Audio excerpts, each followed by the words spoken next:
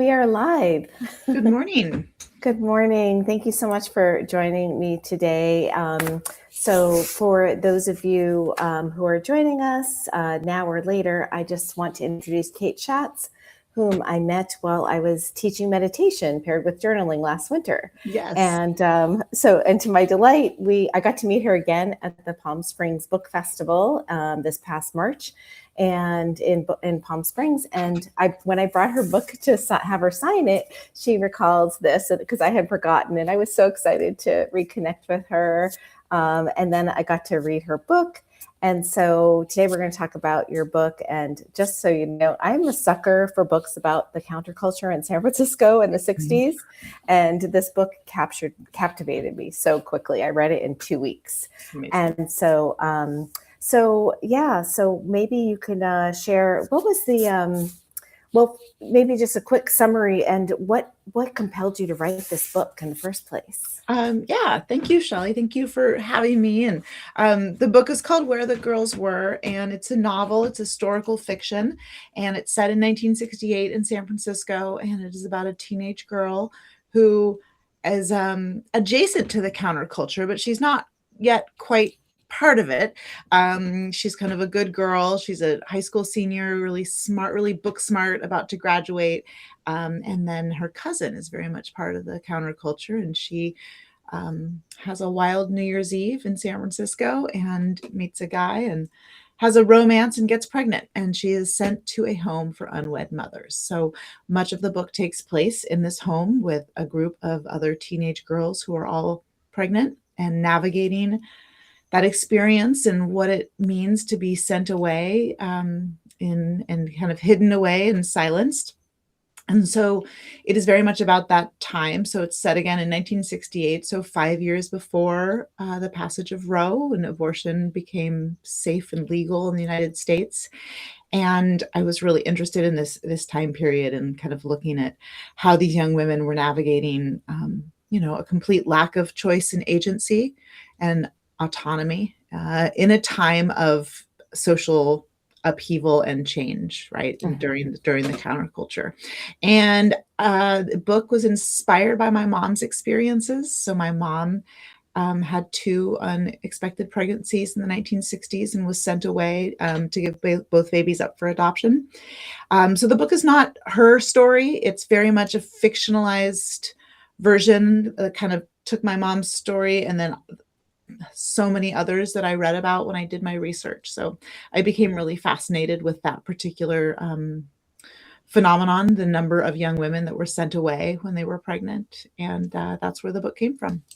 Yeah, it was so amazing. And I have to say that the timing of this book coming out now is so magical and perfect because as women's reproductive rights get stripped away, it's really important to remember this piece of history.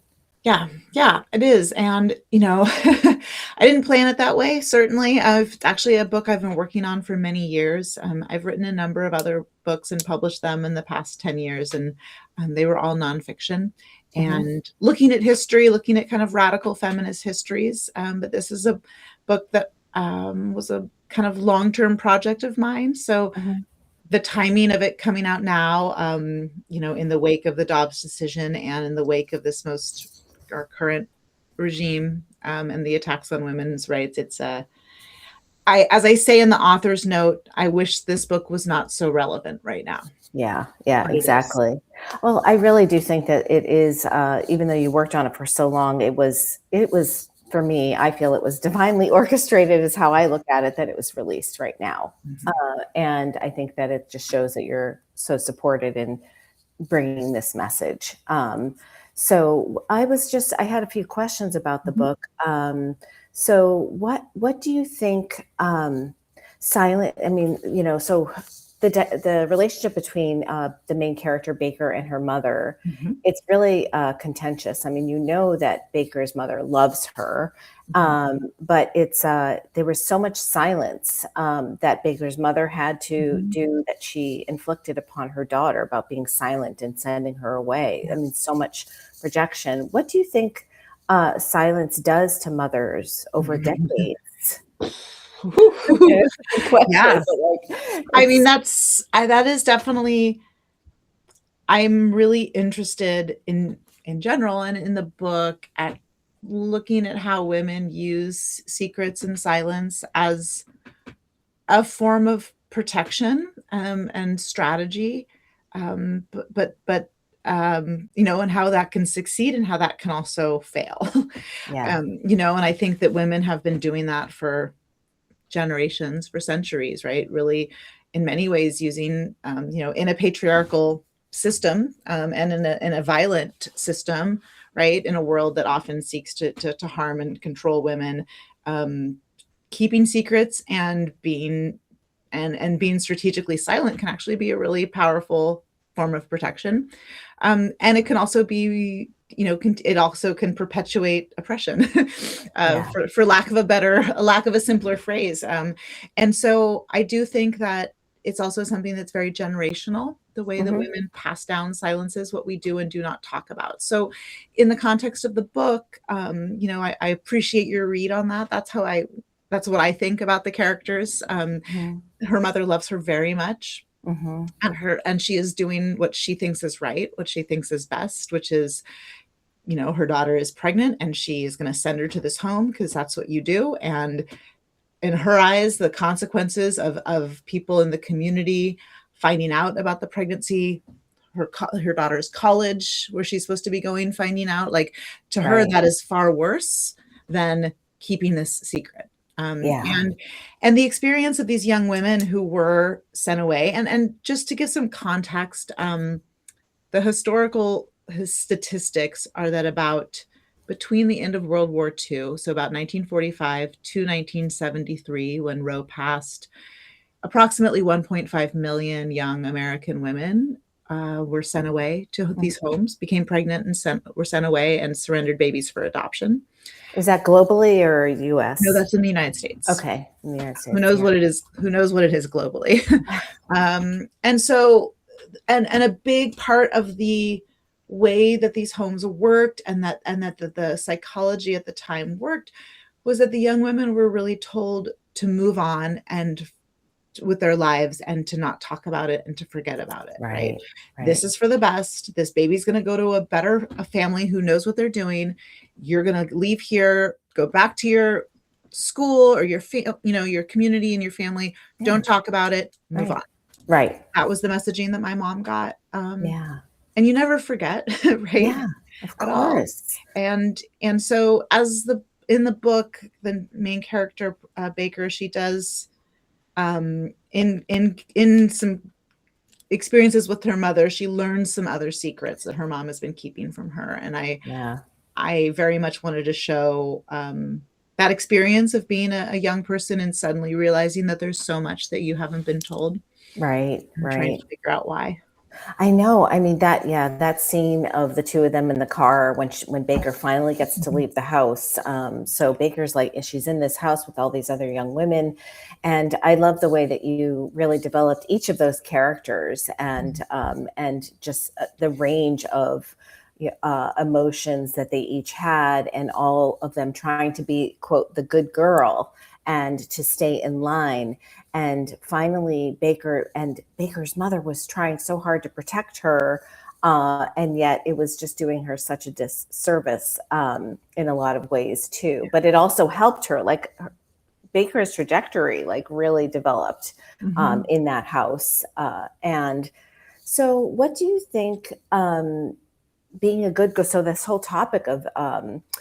well, I guess daughters inherit this unfinished grief from their mothers. So Yeah. do you think that that Baker, was able to transmute that grief from her mother? Hmm. I mean, I like to think so. Yeah, I think that there is absolutely an inherited, all kinds of inheritance from our mothers, right? Both what we are aware of, right, and what we're also, not aware of. And Hmm. I think a lot about this book being a kind of generational bridge. I've talked to so many women who are around my age, and whose mothers had similar experiences to my mom, and the young women in this book, I've talked to so many people, and the way that our mothers in many, are sharing that with us, Mhm. sometimes a secret that they've held their whole lives, and now they're in their 70s or 80s and they're finally talking about an abortion that they had when they were Yeah. young, or a child that they have that they give up for adoption. Yeah. And then we look at our children and daughters who are growing up in a very different world, Mhm. and who often don't know about what these women went through. So I think about the book and just in that way, in terms of what we inherit, right? Like the way that we can kind of break silences and tell stories, Mhm. and bring that grief, into the light, right? And so that it's not this carried on, passed on kind of darkness and shame. Yeah, it's really beautiful. This book actually helped me have a conversation with my mother Mhm. as well around that. I was born in 1969, and my mother was 21, and I was not planned. Mhm. And I thankfully my parents married and stayed together for 21 years. Interestingly enough, that Wow. 21, and so I was talking to her about it. I was like, was this ever a choice? Like, was this ever presented to you that you were going to have to be sent away? And she said no, Mhm. thankfully. But she did know of a girlfriend up here in her class that was, Mm. and she remembered her coming back like nothing ever happened, and life just went on. And I just think that's just so like just heartbreaking, and I think that there's a cost to women spiritually when Mhm. they're forced to be this like good girl, Yeah. right, all the time. And I still think it's pervasive today. I still think we're undoing this good girl behavior, even though I do feel this rise coming up. And so having this conversation about that is right now, and your book again is so important and timely. So what do you think about like the good girl and what that costs us spiritually as women?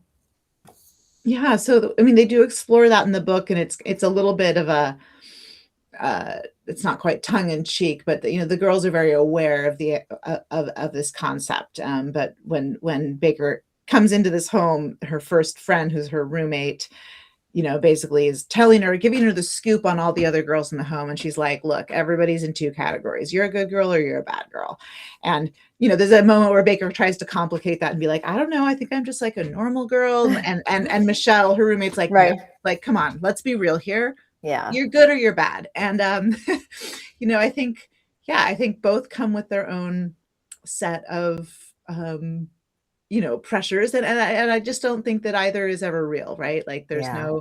no who, if you're in the good girl category, you're never completely good, and there's an enormous amount of pressure to perform, right? Hmm. And if you're put in the bad girl category, it can be an inescapable um judgment and dynamic that many women often spend their life trying to claw their way out of, Hmm.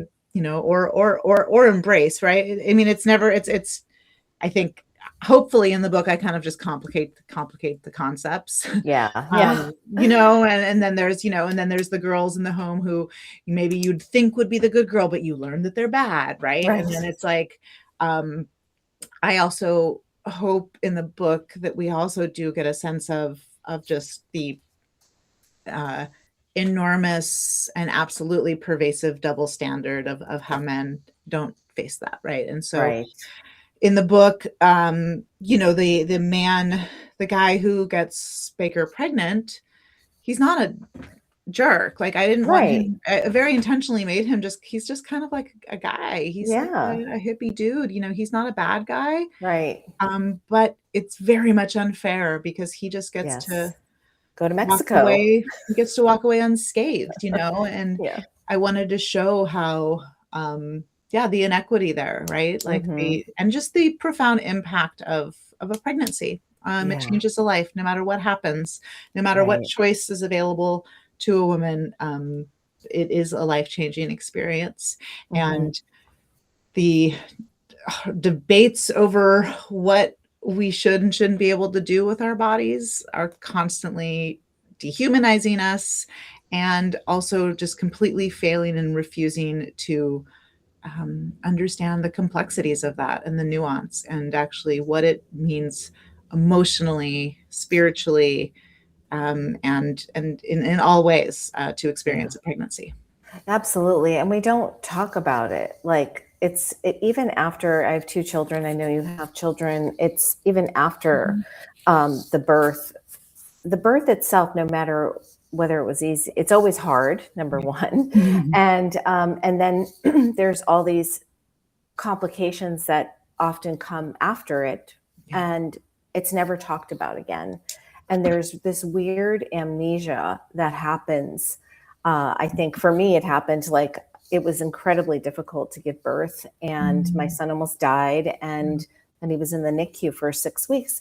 And then I did it, and then I forgot about it. And I didn't forget about it, Mhm. but I Yeah, went you through do my it again. therapy, and then you do it again. And it was the same experience. Yeah. And so it was still very traumatic. And then women are expected to just like kind of like in the book where it's give birth and move on and Move forget on. and just go on with your life. Yeah. Yeah. And I think it's really I'm very grateful that we talk about it, and that this book is bringing it to light, all those complexities. So what Mhm. about desire? Mm. How does desire, we're also not allowed to talk about desire, and desire doesn't just mean sex. Yeah. And so how does desire play out in this story? Mm. So I definitely thought a lot about desire. I mean, you're always I mean, when you're writing a novel, right? It's like, what does the character want? What's their desire? What's driving them, right? So, yeah, my protagonist experiences a desire in a number of ways. I think her ultimate desire is to be free Hmm. and to be able to make her own decisions, right? Hmm. She really wants agency. And she wants information. She also desires there's a lot, she really desires information. Hmm. And she is someone who is very, very book smart, like I said, like she's just a really great student, but she's Hmm. been denied access to information about her body and about sex. And a Yes. lot of the book is her trying to understand like what is going to happen to my body, what happens during pregnancy, what happens during childbirth, and then a lot of that comes from talking to my mom about her experiences and how little Hmm. she knew about Mm. sex. But also in terms of desire, the main Baker experiences desire, Yeah. and her, there's a sex scene in the book, a little, I wrote a little bit of sex, but it was really important for me to show this young woman experiencing desire really for her first time Hmm. and having a really positive experience.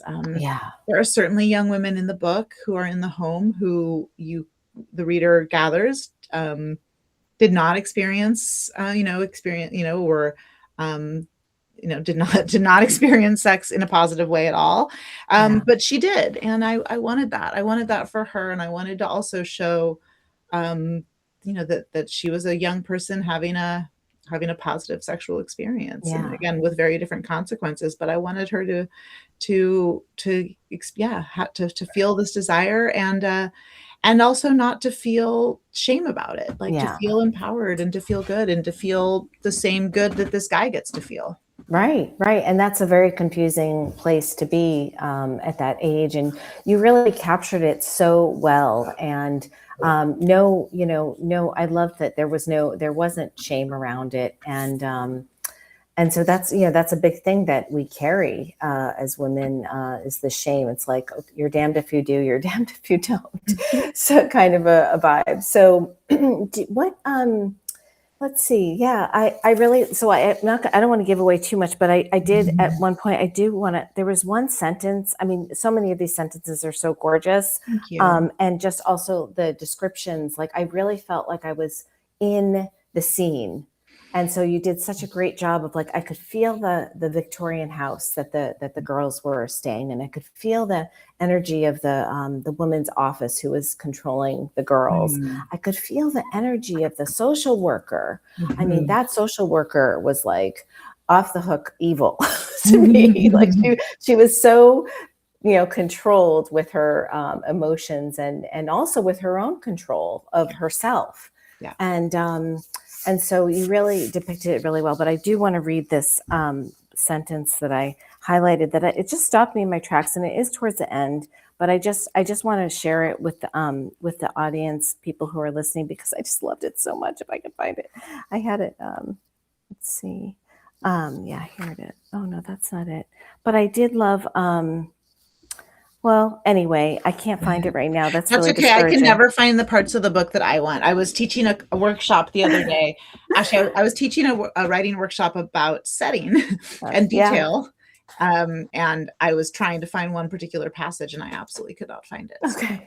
I just found it. So thanks for the filler. Okay. So this is the part at the end, so towards the end, and Baker's in the car and she's driving with her friends. And you wrote, "The moonlight is like spilled opal on the vast expanse of the water, and every headlight that comes toward them is a bright diamond in the velvet night."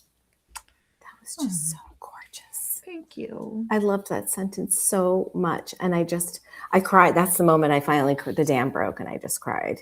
So thank you. I don't remember writing that. Yeah, thank you. Yeah, it was gorgeous. And then the other note that I made, and maybe we'll end on this little motherhood part, was because I also have questions about what conversations do you hope for mothers and daughters to have after reading this?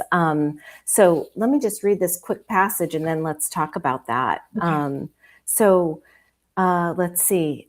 Rose is Baker's mother, and she says to her, "I already told you, discretion isn't just about manners. It's about safety too." Rose picks up a napkin and reaches over, wipes frosting and crumbs from Baker's face. "There's much about the world I can't explain, my love. We do what we have to do, and we make it through the damn day. Then we wake up tomorrow and do it again." Baker shakes her head. "That's it? That's the advice?" And she looks at her mother and feels crushed by a new wave of tangled feelings, pity and regret and love, and this distinct feeling that something has to change. Somehow, someday, her tomorrows need to be different. So what do you wish for and hope for mothers and daughters, and maybe even sons, have after that? Yeah, thank you for reading that part. I worked really hard on that particular scene because it felt like it kind of feels like the fulcrum, like it's like a place where the book turns. That's how I felt about it. And yes, I wanted to show that the complexity of our relationships with our mothers and grandmothers, right? It's that twinning of ideally of love, but there is also a kind of like pity and grief that we often have when we look at these women who came before us and we're like, oh my God, that's how you live your life, right? Like you put up with that. And it's often kind of, sometimes I think it can have a self-righteous, like, well, I won't do that. It'll be different for me. Right. And then we often find ourselves coming up against exactly the dynamics that these women before us felt. Right. And then it can also then over time, I think there can be a reveal of like, oh, wow, they actually did incredible. Yes. Right? Like, wow, they actually were up against things that I never couldn't even have, that I didn't understand until now. And I think that I'm so interested in that. My goodness, I have been told from readers about so many conversations that people have been able to have, those who are lucky enough to still have their mothers with them, to have conversations. I just was at a book club the other night, a group of women who read the book and invited me to their book club. And 4 of the 9 women there had transformative conversations with their mothers after reading the book. 2 of them, their mothers who are in their, their 80s, had told them about abortions that they'd had that they'd never shared. Right. And it's, so I think what I would hope for people is, that maybe it can be a door, like a portal, like an opening to conversations. Right. And one of the things I'll say too about like silence and secrets is, while I always advocate for radical honesty and transparency. And I think it's so important that we share our stories, and that women in particular, are able to kind of cast off shame and be honest. I also really respect women who choose to stay quiet about Mhm. experiences, right? Whether it's Mhm. sexual trauma or abortion or choices that they've made, right? Like, Mhm. I think that when it comes to the right to privacy, which is, again, when Roe v. Wade was decided on the right to privacy under the Constitution, it wasn't a court decision about the legality of abortion necessarily. It was about our right to privacy. Right. And I really support women who do want to keep experiences private, That's and so I think that, like, I always want to be careful about, on the one hand, yes, we need to tell our stories, but also, like, I don't judge you if you want to keep those secrets. And I think right. that is part of our right. So, and I think sometimes too, it can be very, very challenging, especially for mothers. I think we often have things we do want to tell our daughters or our Mhm. sons, but, like, Yes. when in life are you going to just suddenly say, "Oh, well, by the way, I had an abortion 30 years ago," Yeah. like pass the salad, and, like, have I ever told you this thing that happened to me, right? Right. So I think that that's where I've really realized with my book and with other just forms of storytelling, whether it's films or television shows, I think that those can so often be a way in Mhm. Mhm. conversations. I mean, I have that as a parent of teenagers. My Mhm. 13-year-old son and I think, have some of our best conversations from watching television together. I keep saying that my son and I just watched the second season of The Pit, Uh-huh. and I can't believe how many conversations we had because of the way that that show just presents a wide range of human experience and bodies and Yeah. all kinds of things. And we've had so many great conversations just, from watching that, pausing, being like, hey, do you know what they're talking about in this scene? Right. Nice. So I think that that's hopefully what part of what this book can do Mhm. is give people a little bit of an opening. And again, not every woman is going to want to share all of her stories, but Totally. maybe there can be a feeling of safety and a little opening to do so, and to ask questions. I Yes. think that's an important part of conversations with our mothers or our grandmothers or our aunts. Is I do believe that women in particular, especially of previous generations, often feel that our stories aren't interesting or don't matter, Mhm. right? Mhm. And so Mhm. there's this can often be this sense of, like, well, why would I want to share who cares, right? Right. And so for us as daughters, I think for younger generations, we have to come with curiosity. And Yes.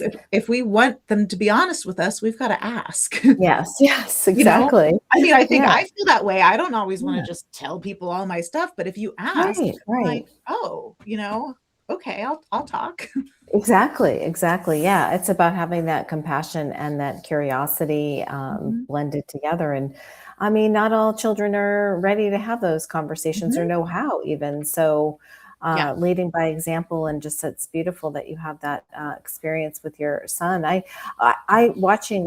It's interesting when that my daughter was in high school. I think it was high school when Sex Education came out, that new Oh, show yeah. on Netflix about Mhm. Gillian Anderson, Yeah. and we couldn't watch it together in the Right. same room, but we watched it separately and then we spoke about it. Yeah, yeah. So it really opened up the I conversations. love Yeah. that. I mean, I really think that's one of, like, whenever people ask me for, parenting tips, which I'm like, "Oh my god, I'm not an expert. I'm not I don't know what I'm doing either," but I think one of them is, yeah, letting pop culture, Mhm. when you can find common ground of a show or film or whatever, and Yeah. use that as a jumping off point, it can be so powerful.